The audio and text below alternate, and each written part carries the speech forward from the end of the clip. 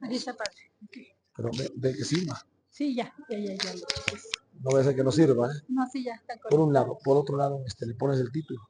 Sí. ¿Sí? Y le pones meditación cuaresmal, como yo ya le corregí la otra. Meditación cuaresmal, punto y seguido, entre Dios mío, ¿por qué me has abandonado? ¿Verdad? ¿Sí? Porfa.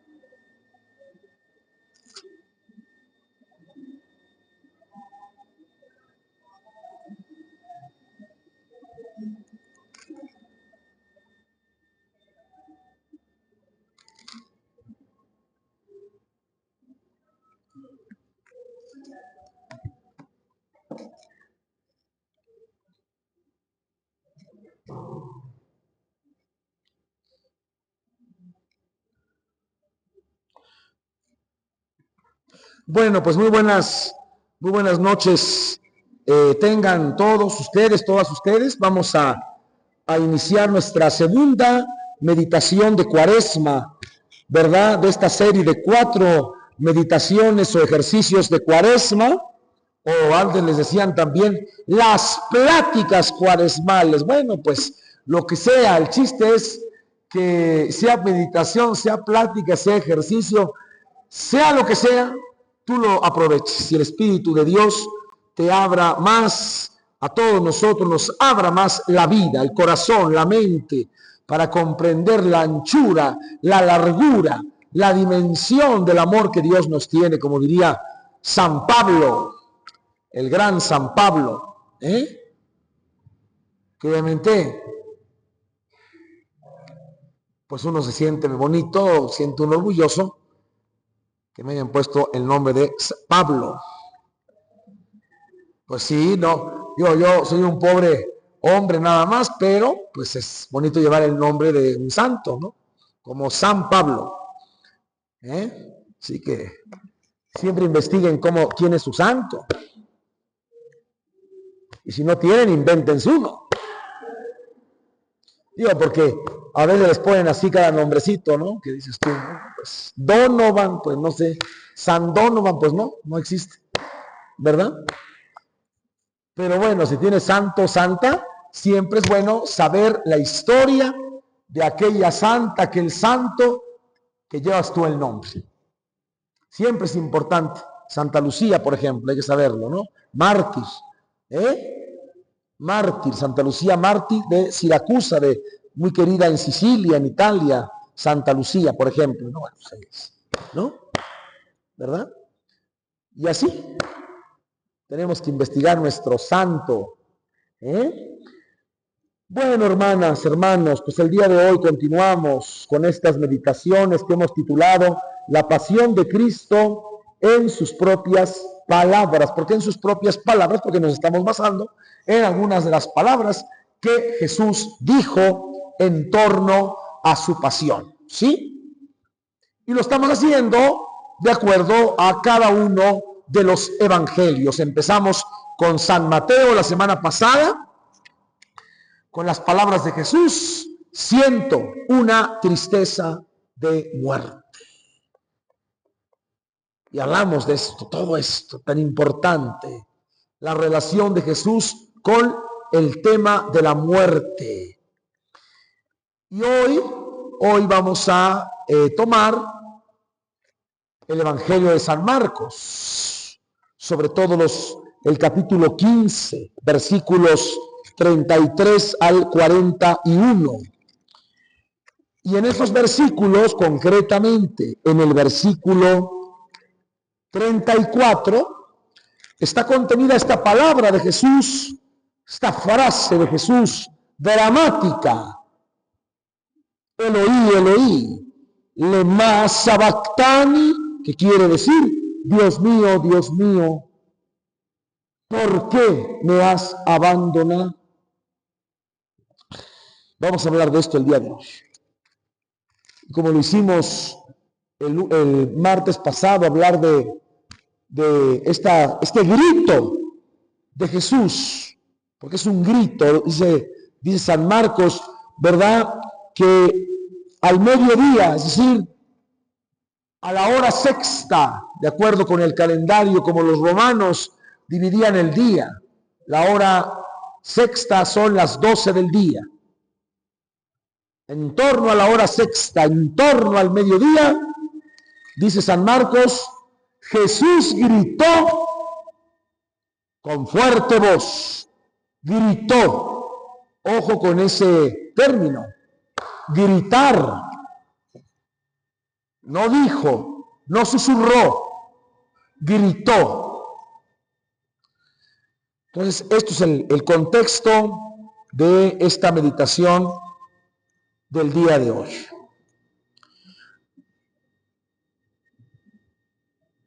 Vamos a pedir al Espíritu Santo su ayuda, su asistencia, para que abra nuestro corazón, nuestros sentidos, para que abra nuestra mente, para que nos haga comprender aún más, sobre todo el amor que Dios nos tiene, al habernos dado a su Hijo como el mayor regalo que nos pudo dar, a Jesús, al Cristo. Y pidámosle además esta gracia a través de algunas de las páginas de la pasión que significa el amor llevado hasta el extremo. Eso significa la pasión, el amor que se entrega hasta el extremo. ¿Cuál es el extremo? La muerte misma. Que nos permita el Espíritu de Dios conocer mejor a Jesús interiormente, para mejor amarlo y servirlo.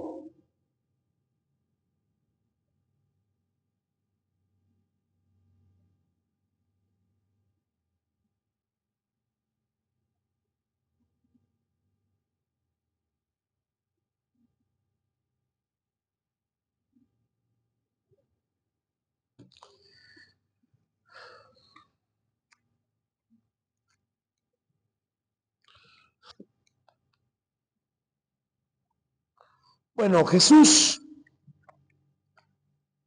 una vez terminada su oración,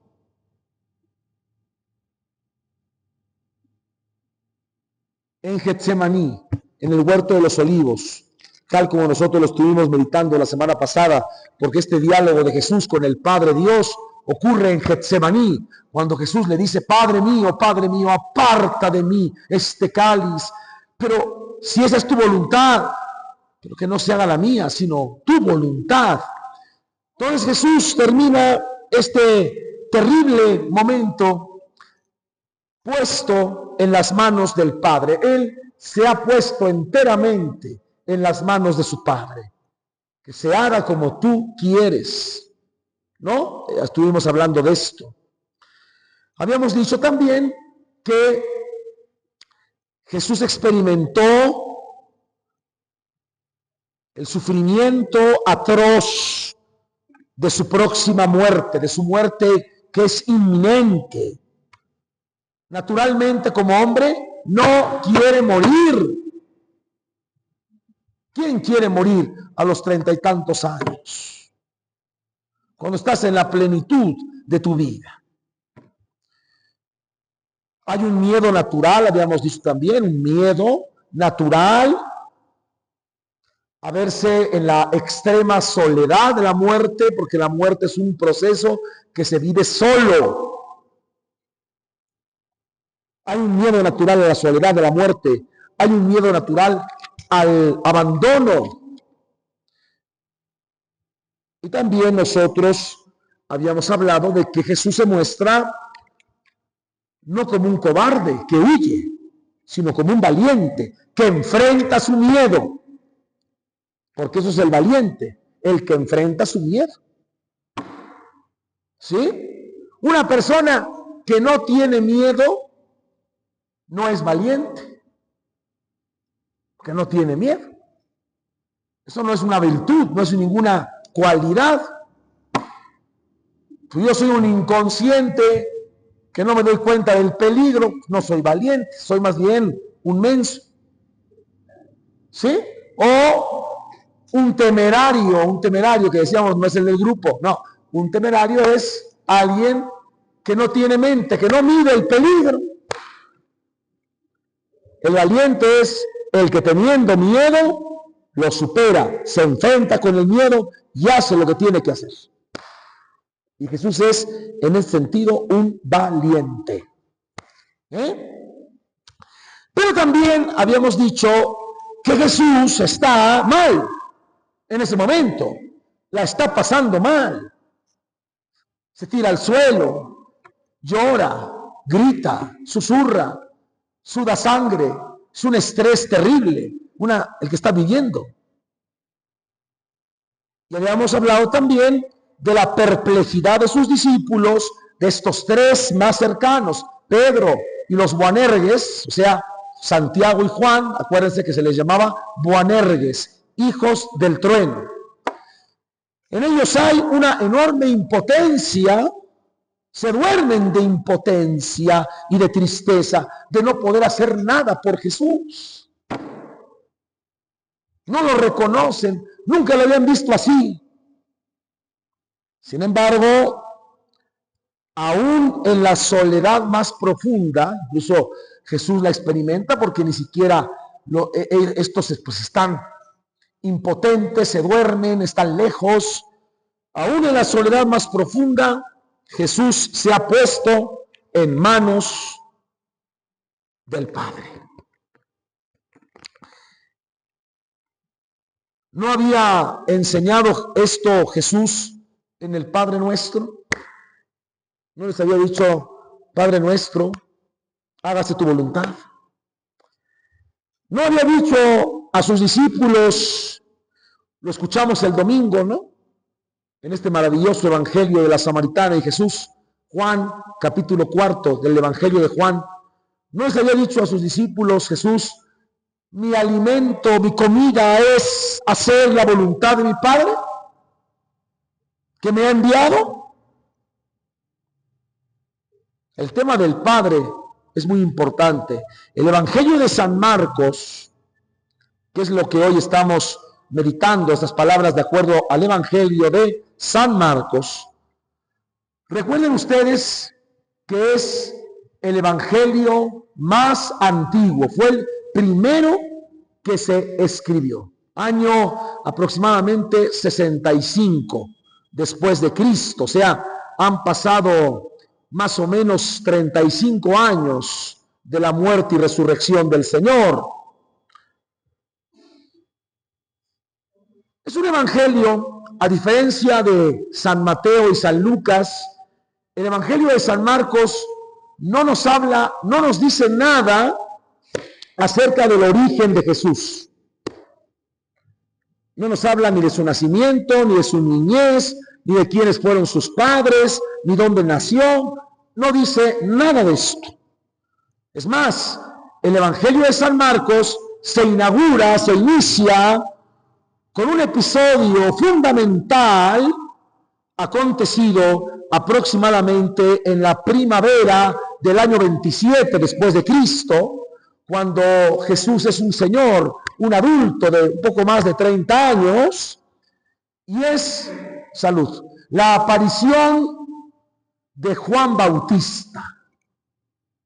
Si aparece un profeta en el otro lado del Jordán, un profeta de fuego llamado Juan el Bautista. ¿Sí?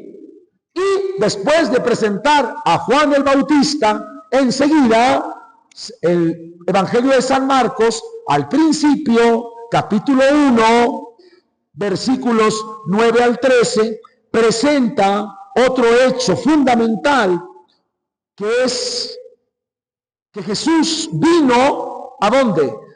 A donde está Juan, a la orilla del Jordán, vino desde Nazaret y fue bautizado por Juan en el río Jordán. Ahí, bueno, sabemos muy bien, sucede algo extraordinario que marca la vida de este adulto llamado Jesús, Yeshua. Oyó una voz del cielo que le decía: tú eres mi hijo, el amado, al que miro con cariño. Es la voz del Padre. Y además, también sabemos que el Espíritu Santo descendió sobre Jesús como las palomas descienden sobre las ramas de los árboles, o sea, con delicadeza. Bueno, pues ahí empieza el Evangelio de Marcos, con una experiencia paterna. Tú eres mi hijo, yo te amo, yo te quiero, yo te veo con cariño, qué bonito, con ternura. De hecho, hermanos, las primeras palabras del Evangelio de San Marcos, ¿cómo comienza el Evangelio de San Marcos? Con una frase, dice: comienzo de la buena nueva, de la buena noticia de Jesucristo, Hijo de Dios. Ahí está la clave: Hijo del Padre. El Evangelio de San Mateo más bien quiere decir: Jesús es el Mesías. Mientras que Marcos comienza diciendo: Jesús es el Hijo de Dios. Como diciendo, no podemos entender a Jesús sin la presencia de Dios Padre. Hay un momento, por ejemplo, bueno, varios momentos, pero hay un momento en el Evangelio de San Marcos, en el capítulo 11, donde Jesús les dice, anima a sus discípulos y les dice: tengan fe en Dios, tengan fe en el Padre. Por lo tanto, en el Evangelio de San Marcos es claro el vínculo precioso que une a Jesús con el Padre Dios. Y de ese vínculo se desprende toda la vida, todas las obras, todas las palabras, todo el dinamismo de Jesús. Todo brota de ahí. ¿Dónde está el secreto? En su relación única con el Padre. En Getsemaní, huerto de los olivos, agonía, últimas horas de Jesús. Jesús, en cambio, se ve solo, se siente solo, totalmente solo. Y esto nos empieza a plantear lo que vamos a estar meditando hoy.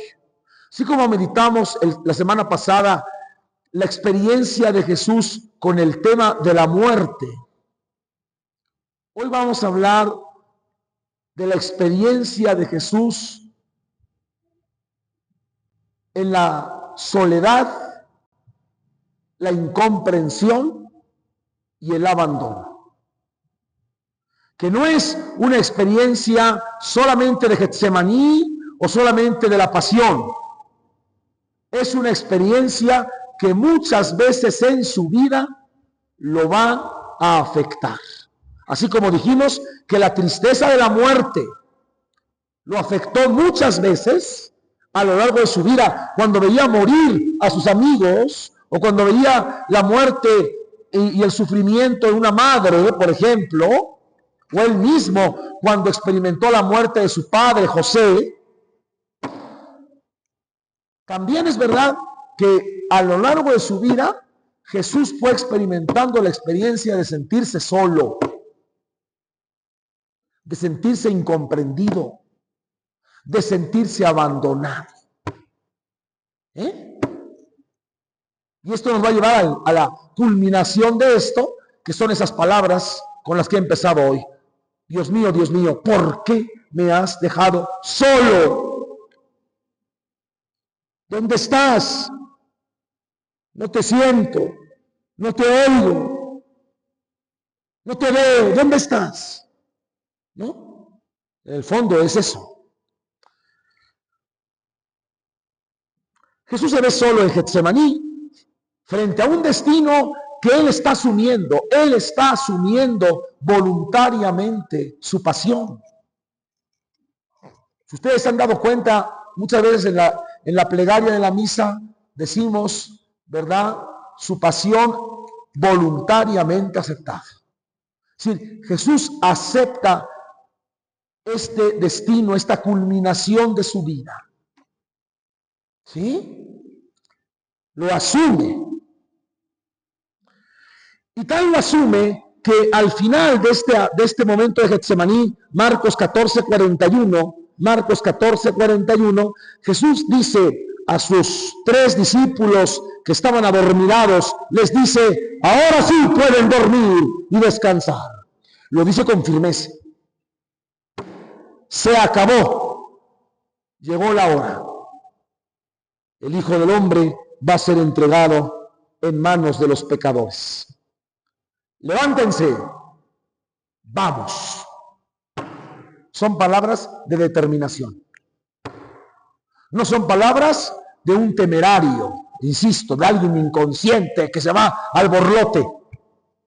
Es alguien que ya, en cierta manera, Getsemaní es un adelanto emocional, moral, de lo que va a padecer. Sabe a lo que va.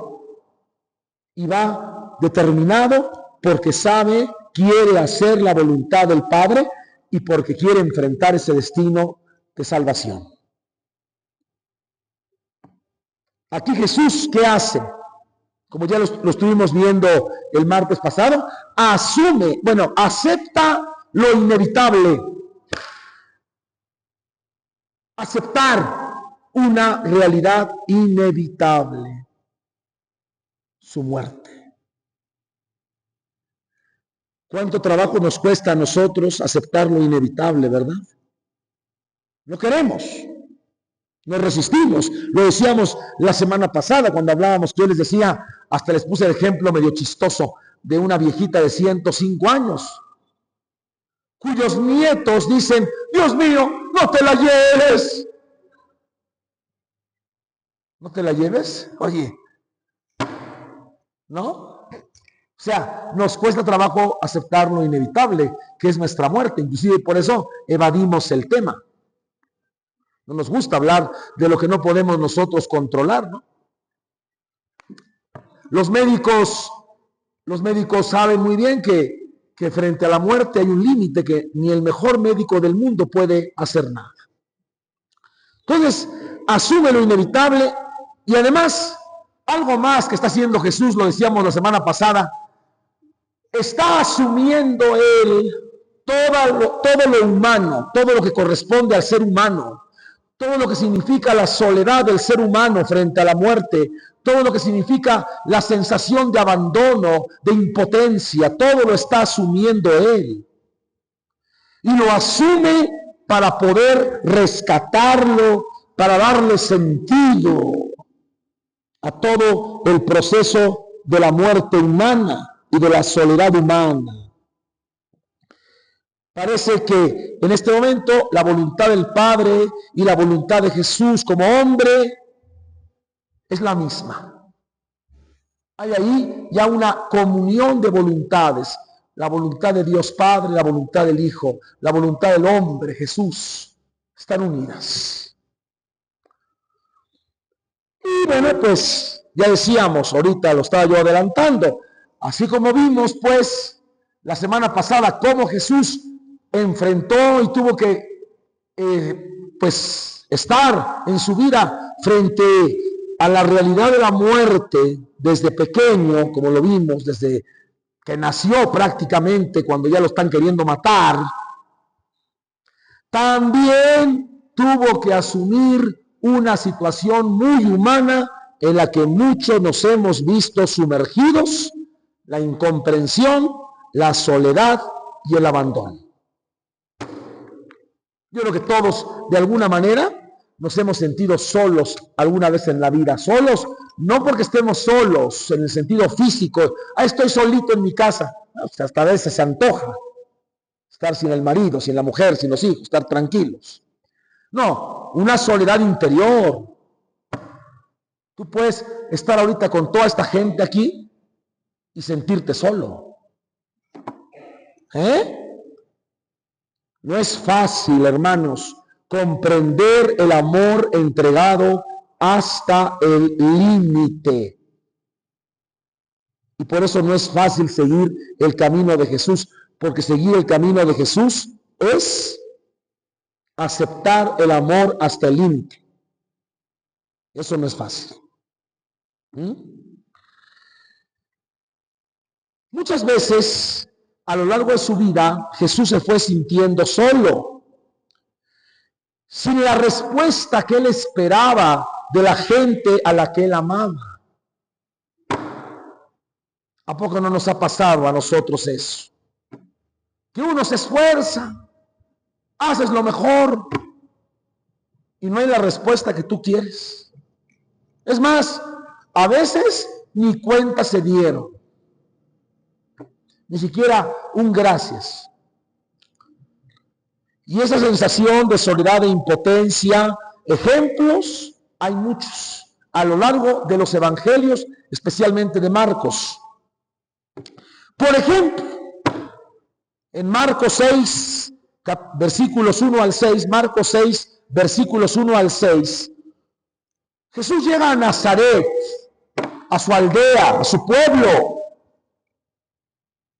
Y los nazarenos, sus amigos, sus familiares, sus conciudadanos, sus vecinos, no le creen, no creen en su palabra, no le creen nada.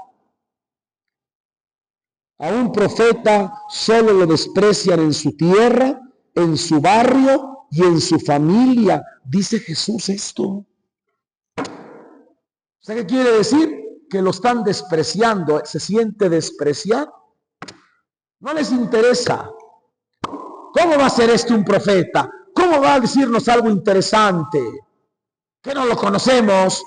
Es el hijo de José. Que no sabemos quiénes son sus hermanos. Hermanos se refiere a parientes más cercanos. Y Jesús, a cierto punto, se admiró, dice San Marcos, de que no tuvieran fe. Dijo estos, pero, y es un momento muy duro, el ver la incredulidad y el ver el desprecio, la indiferencia, ¿no? Con la que lo reciben. Que a veces se parece un poquito a nuestra indiferencia, ¿no? Estamos ante la palabra, estamos ante lo más grande que Dios nos da, y nosotros mascando chicle por ahí, viendo el celular. Si ya me mandó mensaje aquí la chaca, aquí la amiguita esta con la que voy a salir ahorita. O nos dormimos, ay, qué flojera. ¿No? Pues si te vas a dormir, pues mejor vete a tu casa a dormirte, ¿me explico? Entonces, este punto. En otro momento, en Marcos, más adelante, Jesús va a decir algo sorprendente, que es producto de esta experiencia de desprecio, de soledad, de abandono. Si alguno se avergüenza de mí y de mis palabras, también el Hijo del Hombre se avergonzará de él cuando vuelva en la gloria de su Padre. ¿Por qué lo está diciendo? Pues porque lo está sintiendo. Si alguno se avergüenza, ¿no? Hasta el mismo Juan el Bautista, el mismo Juan Bautista llegó a dudar de Jesús. Le mandó decir, a ver, dinos, ¿eres tú? ¿O tenemos que esperar a otro? ¿Se acuerdan de ese pasaje? Que está en San Lucas, ¿no? Que llegaron, San Juan ya estaba en la cárcel, ya estaba en la cárcel, ahí encarcelado por el sinvergüenza de Herodes. Pero le manda a preguntar a Jesús, a ver Jesús, he tenido noticias de que te juntas con pecadores, de que vas a comer con publicanos, de que les hablas a las prostitutas. ¿Eres tú realmente el que ha de venir? ¿O tenemos que esperar a otro porque nos desconciertas? ¿No? En aquella ocasión que dice Jesús, ¿verdad? En aquella ocasión, bueno, pues da pie a estas palabras que también Marcos nos da, ¿no? Dichoso el que no se avergüence de mí, dice Jesús en San Lucas. Dichoso el que no se escandalice de mí.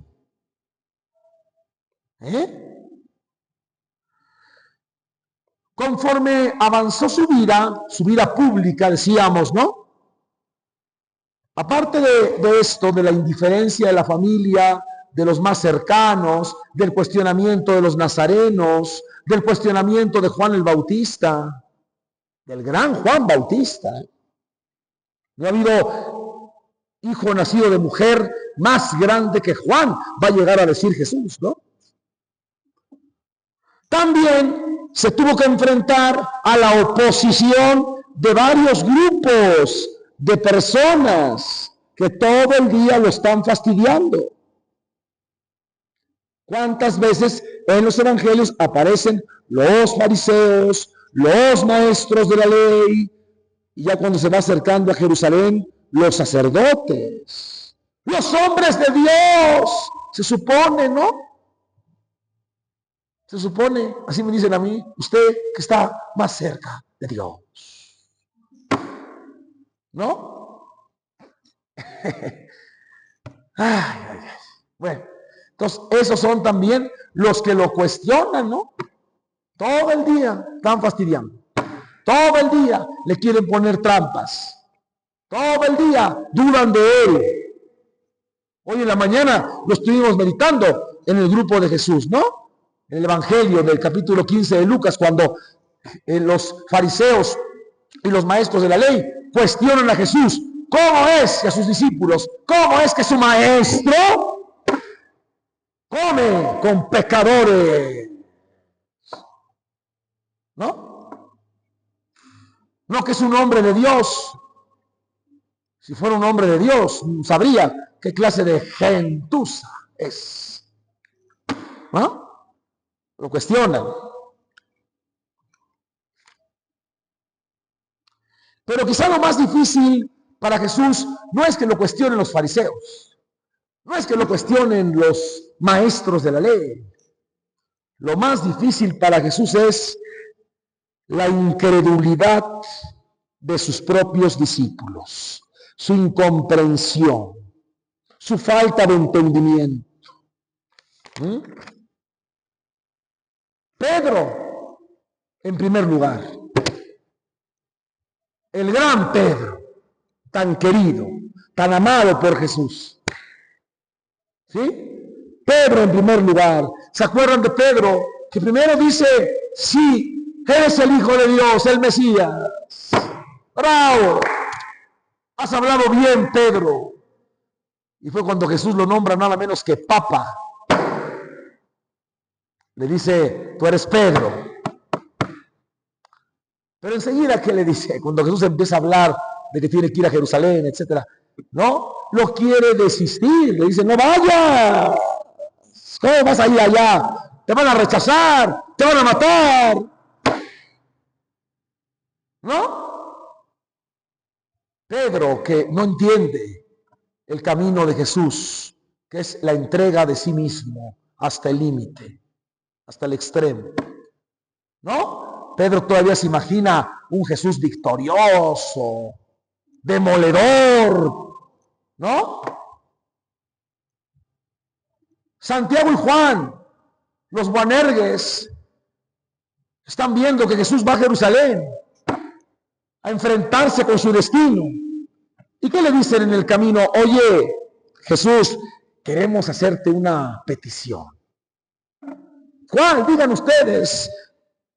Jesús a lo mejor pensó, estos han de querer participar de mi pasión, ¿no? No, le dicen, no, cuando llegues a tu reino, danos los primeros lugares a mí y a mi hermano, ¿no?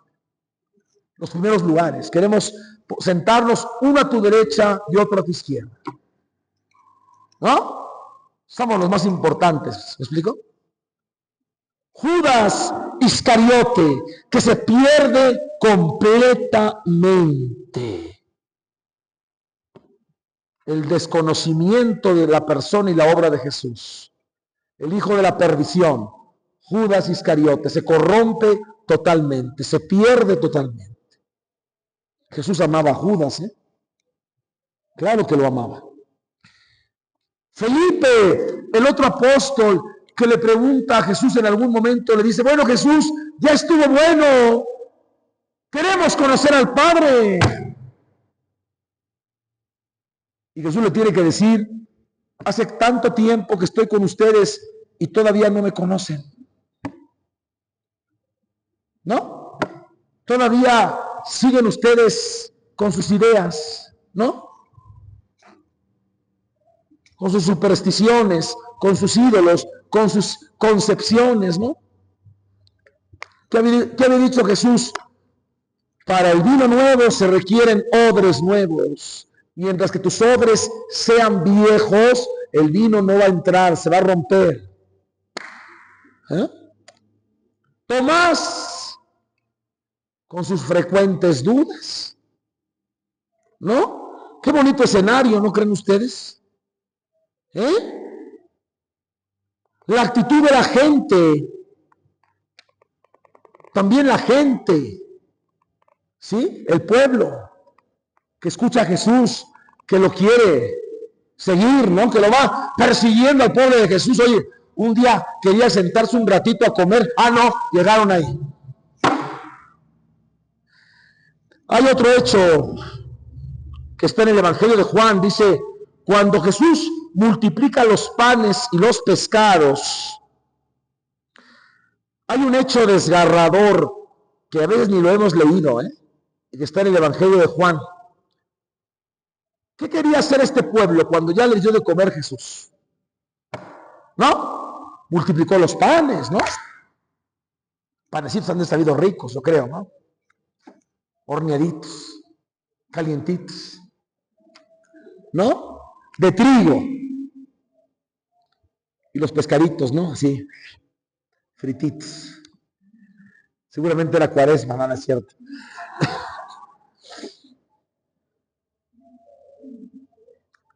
Dice Juan que el pueblo, ¿qué quería? ¿Escuchar a Jesús? ¿Seguirlo? No. Querían tomarlo por la fuerza para hacerlo rey. Pero un rey de tipo material, ¿me explico? Ah, mira, este sí nos va a dar. Ya ni votar por los partidos. Este sí es el bueno. ¿Y qué hace Jesús? Huye él solo a la montaña. Huye. ¿Sí? Imagínense. ¿Qué sentiría él? Les ha hablado de su vida, les ha entregado todo, les ha hablado de palabras únicas y la gente lo que quiere es hacerlo rey para que les dé más cosas. Cosas. Materialismo, ¿no? Quiero más. Pero el hecho más contundente, más dramático de esta incomprensión y de esta soledad, porque obviamente en la medida que tú no eres comprendido, te sientes más solo. ¿Sí? ¿Qué es lo que alienta a una persona? ¿Qué es lo que nos mueve? Por ejemplo, en un matrimonio, ¿qué es lo que funciona cuando los dos están unidos en un mismo proyecto? ¿No? Eso es lo que funciona. En una familia, en una empresa, en cualquier organización humana. En cambio, a Jesús esto pues parece que no. No lo comprenden. Y eso significa soledad. ¿Sí captan ustedes esta relación entre la incomprensión y la soledad o no? Sí, ¿no? Creo que varias veces quizá nos hemos sentido así, ¿no? Por eso tanta gente quiere que la escuchen. Uno quiere que lo escuchen, ¿por qué? Porque uno se siente incomprendido, se siente solo, no me escuchan en mi casa, no me escucha mi papá, no me escucha mi hermana, no me escucha mi marido, no me escucha nadie, ¿no?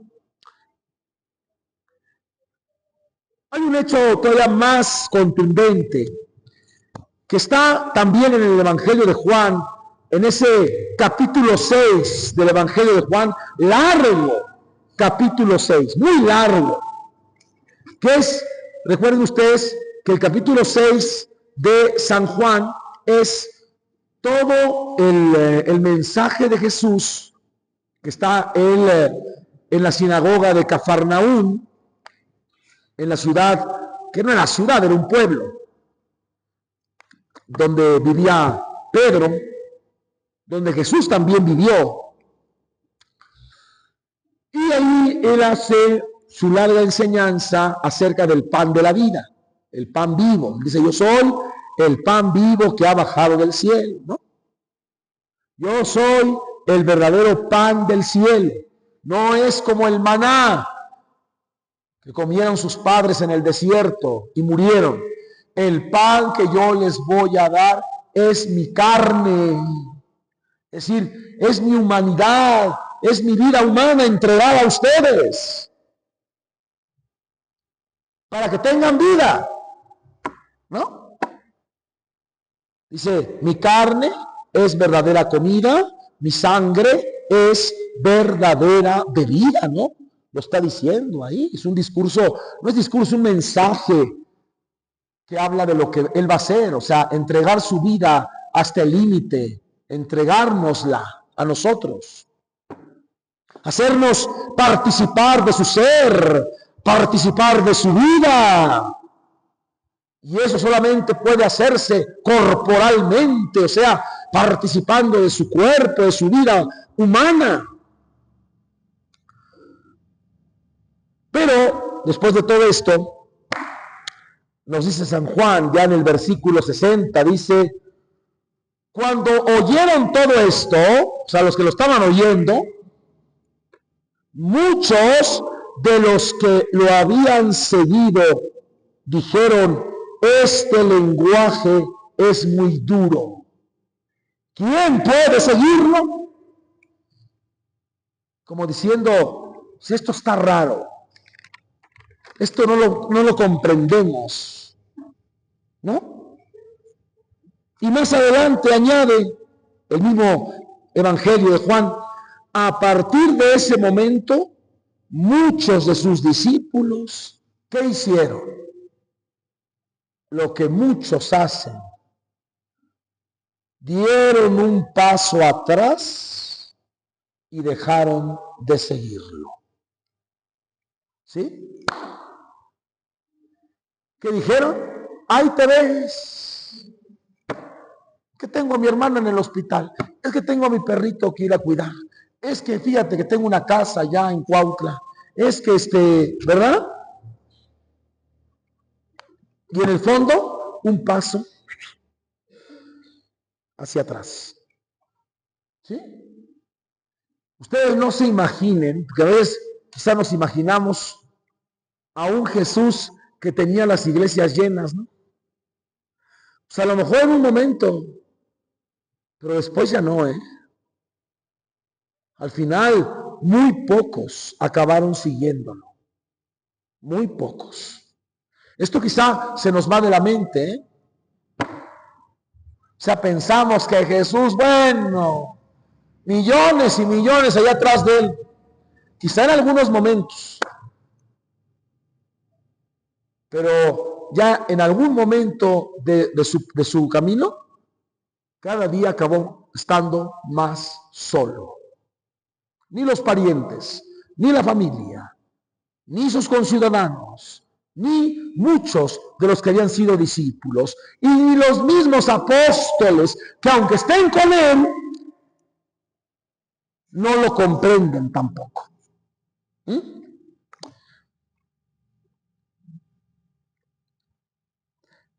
Jesús prácticamente se queda solo con los 12, o sea, con los 12 apóstoles y quizá alguno que otro discípulo más o discípula de las mujeres que fueron fieles hasta el final.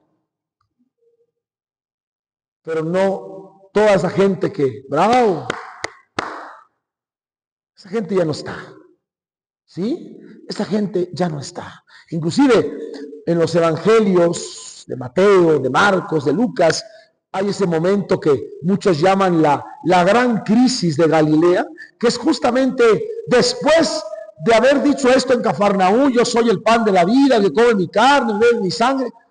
Dijimos, muchos se fueron y Jesús en ese momento se va más al norte, inclusive sale de Israel y se queda un tiempo en la región que llamaban ellos la región de Ciro-Fenicia, lo que hoy llamaríamos Líbano, o sea, en el norte. ¿Sí? Que es cuando ocurre ese acontecimiento que muchos hemos leído de aquella mujer Ciro-Fenicia que se acercó a Jesús, que le dijo, ¿verdad?, que curara a su hija. Jesús no quiere, dice, yo no estoy enviado a ustedes. Y la mujer le dice, bueno, pero aunque sea los perritos comen las migajas que caen de las mesas de sus amos.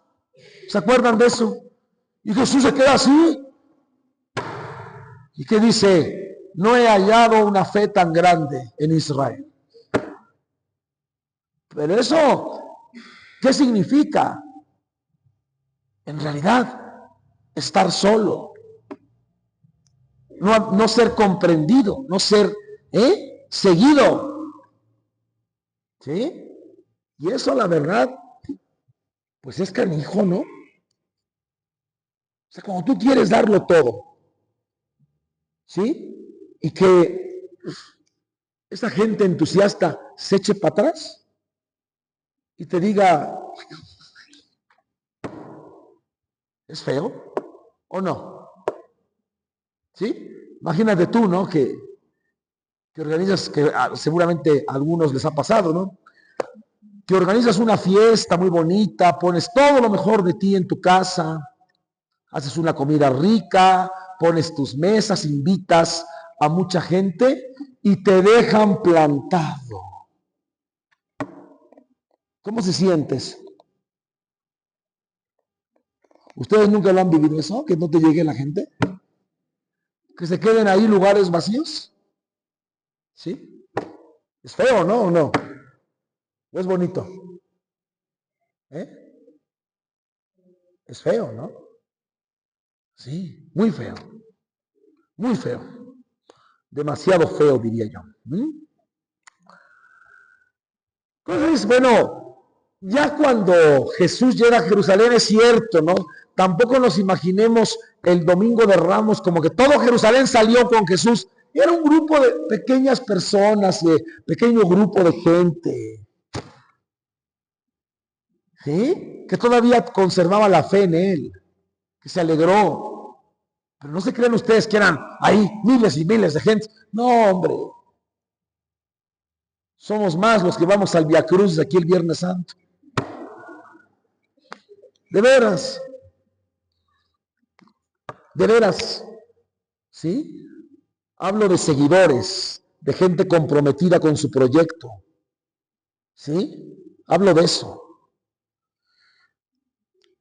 Inclusive, ya en esta soledad, el mismo Jesús sabe que uno de los 12 lo va a traicionar,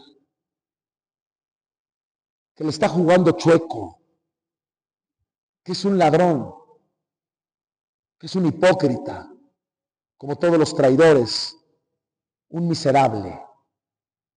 Y todavía le ofrece pan, todavía le da, ¿no quieres, Judas? Incluso lo llama demonio, ¿no? Dice San Juan, aunque ya sabe que uno de ellos es un demonio, uno que lo traicionaría. ¿No? El dolor de una traición, hijo. ¿No? El traidor siempre se presenta como alguien que te quiere, que está contigo, que te protege, ¿eh? ¿No? Y cuando menos lo esperas, te da el zarpazo. El dolor de la mentira, ¿no? Del engaño. ¿Sí? ¿Ustedes nos han sentido engañados alguna vez? ¿No? ¿Y a poco no duele? Darte cuenta de la realidad. ¿No? Ese papacito que creíamos que era el mejor hombre del mundo, resultó, cuando muere, que tenía otra familia. Tan decente, don Justino se llamaba. ¿No? O luego resulta que esa personita que creías que pues era una persona muy, muy cariñosa, muy decente, y resulta, después te enteras, pues que se dedicaba a cosas sucias, a negocios sucios, ¿no? En fin, tantas cosas, ¿no? La traición. Pero bueno, volviendo a nuestro texto de Marcos, viene este momento terrible que es el arresto de Jesús, ¿no? O sea, ya cuando Jesús les dice, levántense, vámonos, ¿sí? Es cuando se consuma la traición de Judas, etcétera, le da el besito, con salivita, qué casquito.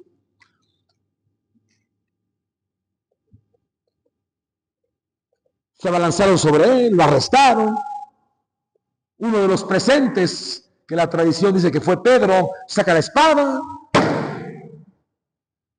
le corta la oreja a Malco, ¿no? Pero luego va a venir algo terrible, que está en Marcos 14, versículo 50. Marcos 14, 50.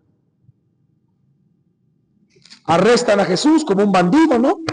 Con palos, con rollos. Hoy, si viviéramos en nuestros días, pues unas 20 torretas ahí de policías, ¿no? Policía ministerial, Guardia Nacional, soldados, todo el equipo, como si fueran a detener al narcotraficante este que mataron ahorita, recientemente.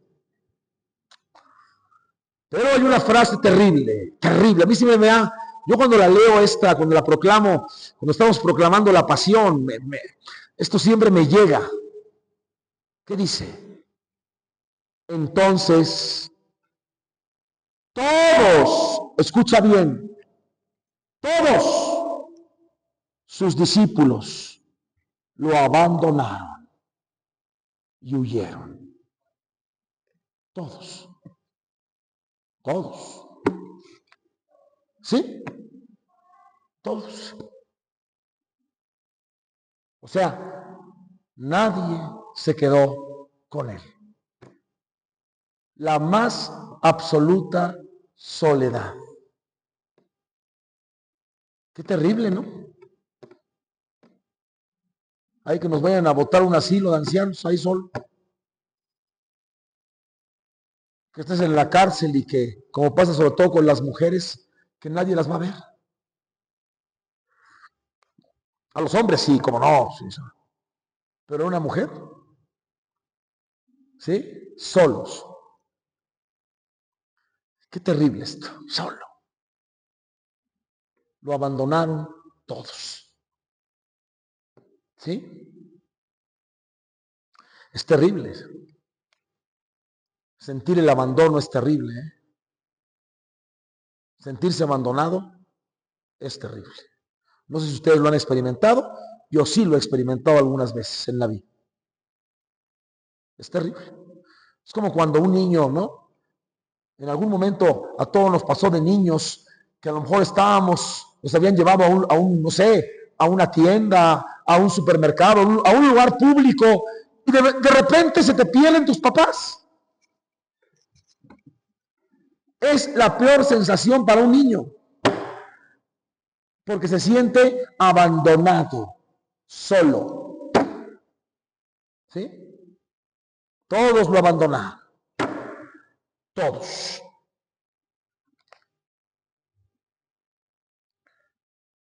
Más adelante, cuando ya está Jesús en casa de Caifás, lo están interrogando, lo están abofeteando, lo están humillando, le están echando cargos falsos, fabricados. Porque todo el proceso de Jesús fue resultado de fabricación de pruebas. Hoy diríamos eso. ¿Sí? Esto lo hace mucho el Estado a veces con sus enemigos. Les fabrican pruebas. ¿Sí? Yo me acuerdo de un cierto personaje en México que para meterlo al botiquín, porque era un enemigo político, le pusieron un montón de armas en su casa. Ay, parecía que tenía ahí todas las armas del ejército, ¿no? Y esa persona ya murió hace muchos años. ¿No? A Jesús le fabricaron pruebas. Dijeron que cosas que él no había dicho. Que no había que pagar impuestos, que él era, que casi que él iba a derrocar al emperador de Roma, o sea, falsedades. Todo mientras que Jesús está oyendo toda esa bola de estupideces, Pedro, otra vez Pedro, le preguntan a Pedro, oye, pues tú andabas con ellos también, ¿no? Te vimos, hasta hablas como Galileo, tienes el acentito. Porque también en todas las lenguas hay acentos. En todas, ¿eh? O sea, no es lo mismo el francés del norte de Francia que el sur de Francia. No es lo mismo el italiano, el tonito de un italiano de Milán que uno de Sicilia. No es lo mismo un español de Sevilla que uno de Asturias. No es lo mismo un chihuahuense que un yucateco. ¿O sí? Hasta por el acentito le dicen, ay, pues tú andabas con él. Y Pedro dice algo terrible. Maldice. Comienza a maldecir. Y jura, yo no conozco a ese hombre del que habla. Yo no conozco a ese hombre. Yo no conozco a ese que se ha entregado a sus verdugos. Yo no conozco a ese que se ha humillado a tal punto. Yo no puedo conocer a ese hombre tirado en el piso. Yo conocí a otro hombre, a uno que hacía milagros, a uno que hablaba muy bonito, a uno que andaba de aquí para allá. A ese hombre sí lo conocí. A uno que iba a derrotar a los enemigos del pueblo de Israel. ¿Parece? Qué duro, ¿no? A ese yo no lo conozco. ¿No? O sea, en cierta manera hay que entenderlo. O sea, no es que sea malo Pedro, ni mucho menos. O sea, está totalmente confundido. Totalmente cuatrapateado. O sea, ¿qué es esto? ¿No? ¿Qué escenario es este?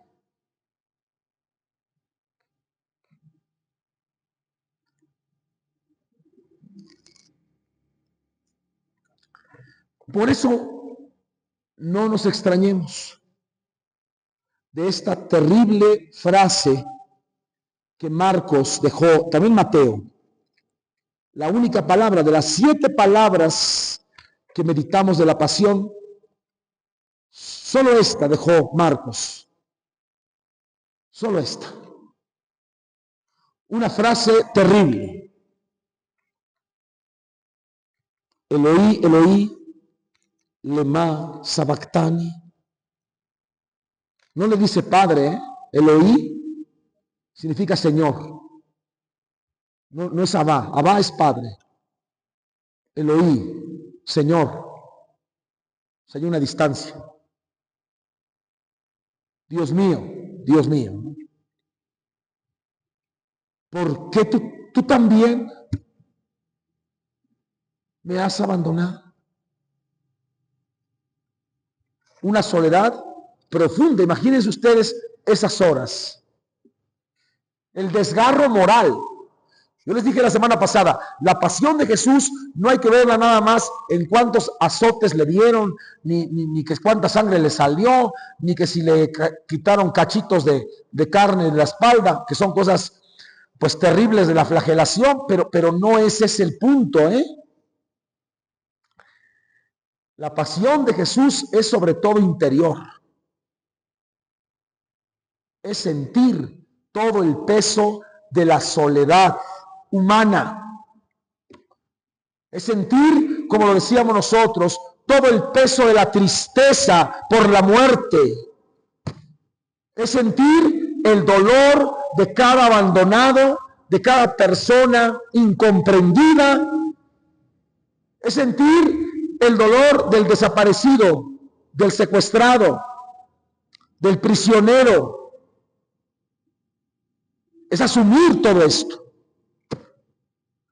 Inclusive es sentir esa sensación de muchos hombres y mujeres de hoy, que por más que hacen, no sienten a Dios en sus vidas.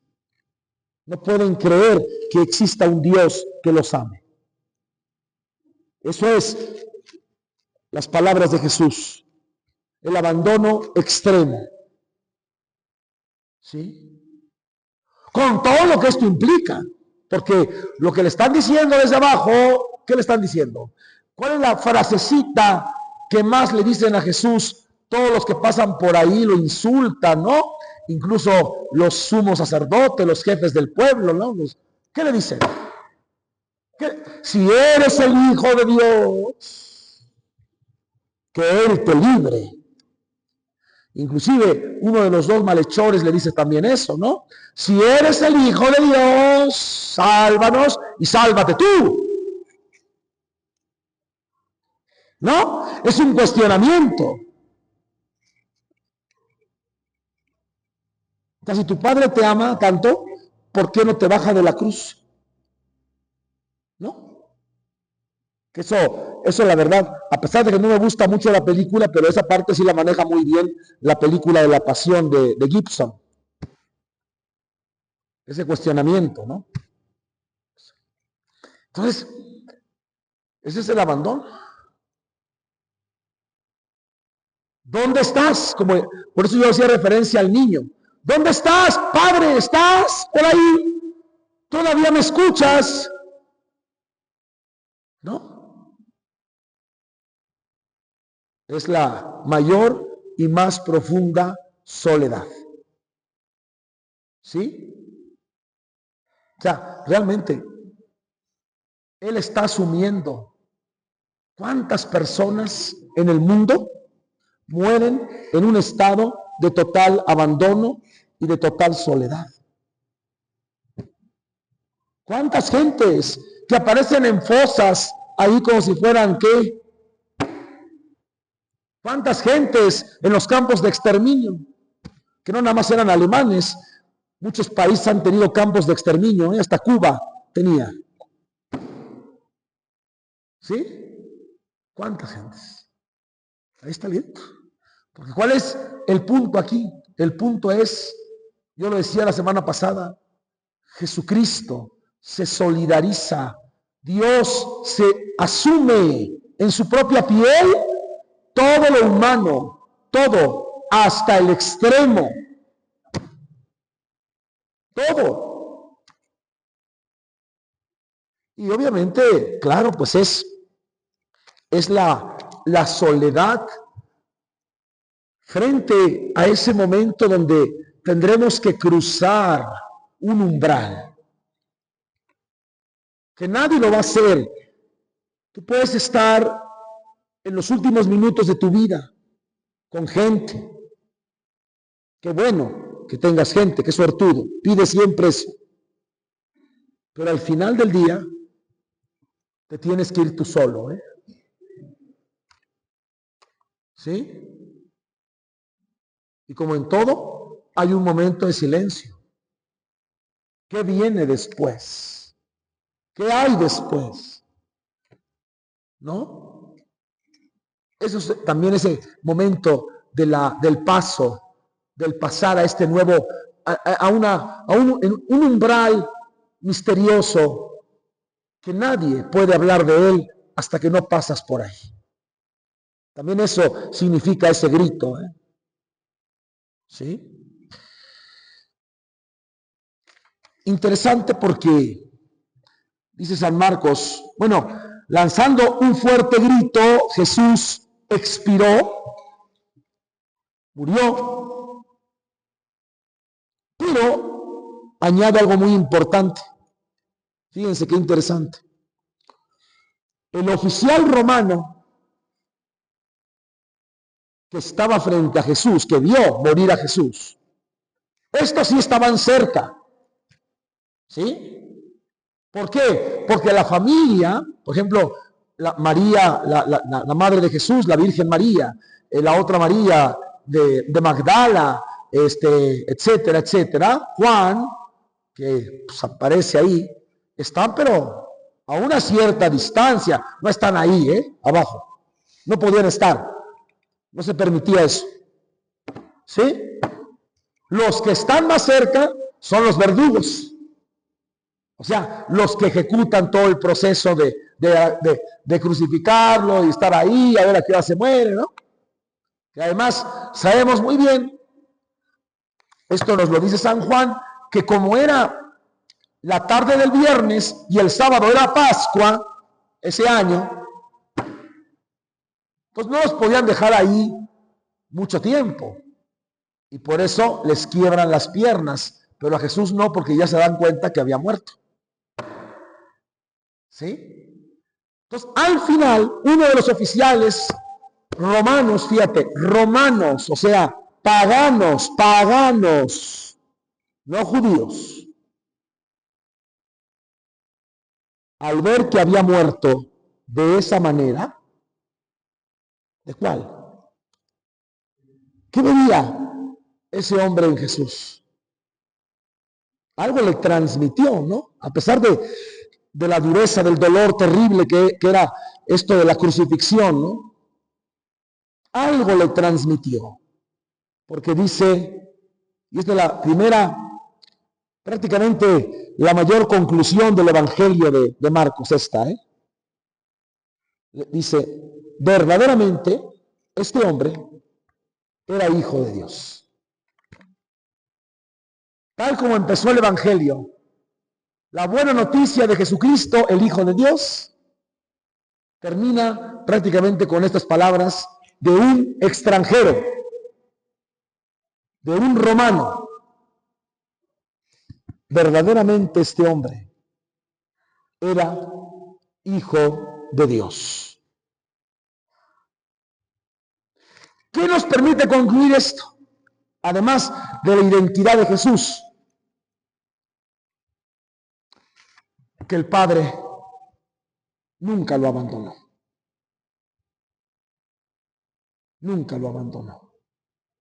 Pero que el silencio, ¿verdad?, del Padre es en cierta manera el silencio ante lo inevitable, ante la necesidad que el hombre tiene de morir. ¿Verdad? Entonces, esto es un poco lo que hoy compartimos acerca de este momento, sobre todo que vayan ustedes viendo cómo las palabras de Jesús en su pasión no son del momento. O sea, no nada más nos retratan el momento ese, sino que hablan de toda una vida. Que así como Él sintió tantas veces el dolor de la muerte, también sintió tantas veces el sentirse solo, el sentirse abandonado, el ser incomprendido.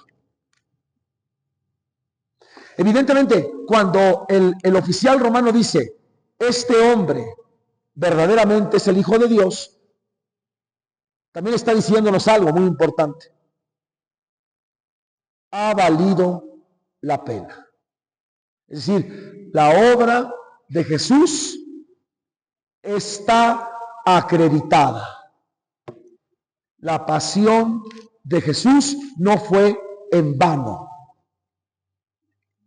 La salvación ahora es posible. El hombre, gracias a la soledad de Jesús, ya no está solo en el momento de su muerte. El hombre, gracias al abandono de Jesús, ya no será abandonado en el momento de su muerte. El hombre, a partir de ahora, puede confiar, puede estar seguro que después de la muerte viene la vida. Esa es la gran enseñanza que está ahí en esas palabras del oficial romano. Y se entiende, porque el Evangelio de San Marcos fue escrito no para judíos, sino para paganos, para cristianos que se habían hecho cristianos, que eran griegos y sobre todo romanos. ¿Sí? Bueno, pues con esto terminamos el día de hoy, hermanos. Seguir adelante con su camino, el camino de comprender y amar y conocer a Jesús y así conocernos también a nosotros mismos. Y si Dios quiere, y ustedes también, y yo, obviamente, el próximo martes nos veremos para ahora ver otro aspecto de la pasión en las palabras de Jesús, pero ahora de acuerdo al Evangelio de San Lucas. ¿No? Eso lo vamos a ver el próximo martes 17 de marzo. Y recuerden ustedes que este tipo de meditaciones, si las meditan bien, si las viven, aunado a todo lo demás, ¿no? Es decir, orar por el Papa, hacer el credo, si no nos hemos confesado, pues confesarnos, comulgar, todo esto nos da indulgencia plenaria, acuérdense, ¿eh? ¿Sí?